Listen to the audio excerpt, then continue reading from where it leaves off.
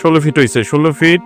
কিরে মোস্তফা, তুই কবরস্থানের জমি কিনা জমি মাপতেছ? ওইদিকে ঘর করার জন্য জমি কেনার জন্য তো তুমি টাকা চাইলাম, তুই বললি টাকা নাই, আর এখন কবরস্থানের জমির জন্য টাকা হয়ে গেল। শুনেন মিয়া ভাই, মানুষের নিঃশ্বাসের বিশ্বাস নাই, আমরা যে কোনো সময় মারা যেতে পারি, তাই আমি কবরস্থানের জায়গাটা আগে নিশ্চিত করলাম। হু হু, কবে মরবি সেই চিন্তা ল্যান পড়ে রয়েছ। আর দুনিয়াতে বাঁচতে হলে এখন তো ঘর দরকার, বাড়ি দরকার, জমি দরকার, তার কোনো খবর নাই তো।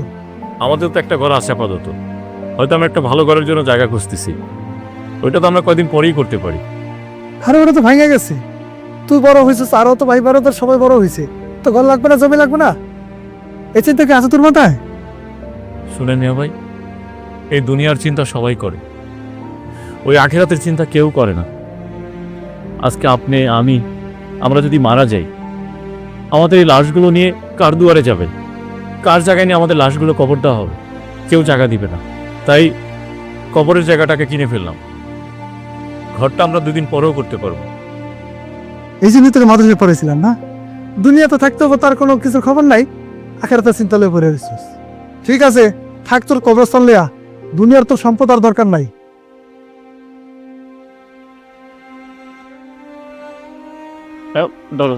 মাপটা দিয়ে যাই।